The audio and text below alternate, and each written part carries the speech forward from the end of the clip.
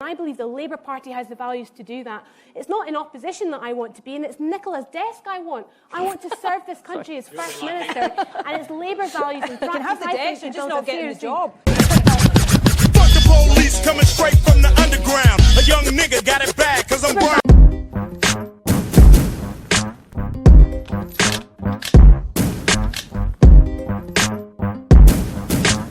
I've said every time that politics is about choice, and I've lambasted the government for choosing to bomb Syria instead of paying pensions. I've lambasted them for spending billions on Trident. I've had a go at them for doing up this Palace of Westminster for £7 billion, which funnily enough we can afford.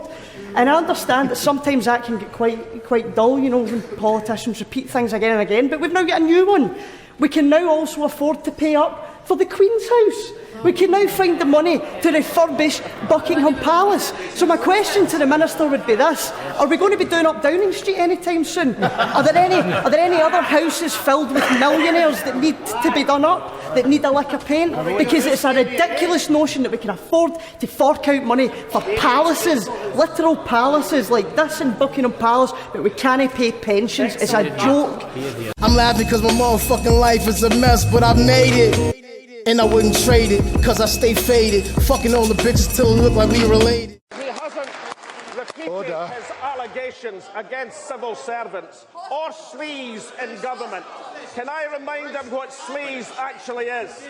Sleaze is taking £2.4 million from a jailed donor, using it to finance election campaigns in England and Scotland, refusing to get the money back. That's what sleaze is.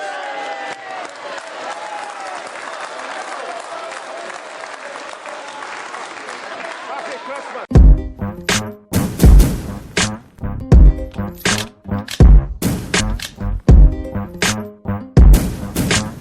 I can hear that the honourable member is sitting there right now heckling me, saying, stick to the facts, stick to the facts. Well, I will show you that the facts are sanctions are hurting people's lives. It is leaving people with no food in the cupboards, no money in the electricity meter. It's leaving people with nothing. And to sit there and to simply go, stick to the facts, just shows how ignorant and out of touch with reality you are. And I will not take an intervention from the individual, because I think we've all heard enough.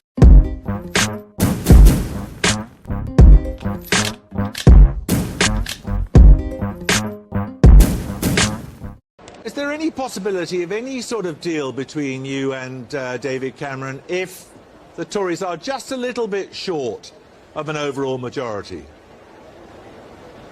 No. None whatsoever?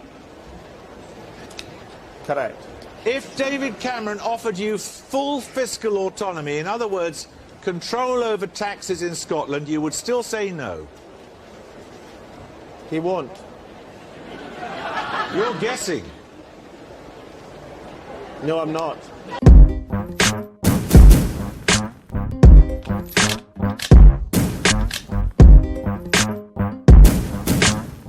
Off the agreement.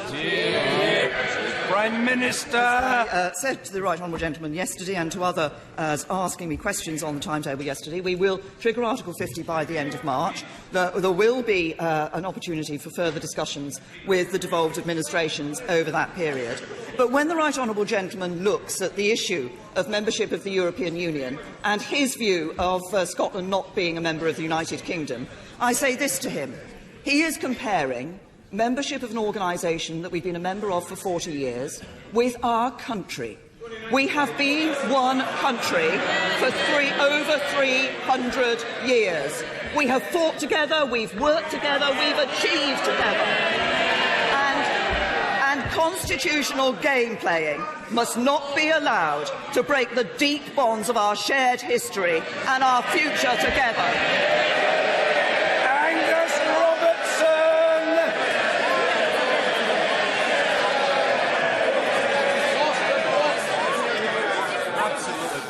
Mr. Speaker, the Prime Minister can wag her finger as much as she likes. Last year she made a promise. She promised an agreement. I asked her about it yesterday. She didn't answer. I asked her about it now. She hasn't answered. When will she reach an agreement, not discussions, an agreement with the Scottish Government before triggering Article 50? She has another opportunity. I recognise the passions. Mr. Wishart, calm yourself, man. I'm perfectly capable of doing that without your beneficent assistance. The right honourable gentleman will be heard however long it takes. The right honourable gentleman will continue. Yes, he will, however long it takes. Carry on, Mr. Robertson. The Prime Minister promised an agreement. There's not an agreement. When will there be an agreement? Because does she not understand that if she does not secure an agreement before triggering Article 50, if she is not prepared to negotiate on behalf of the Scottish Government and secure membership of the single European market, people in Scotland will have a referendum and we will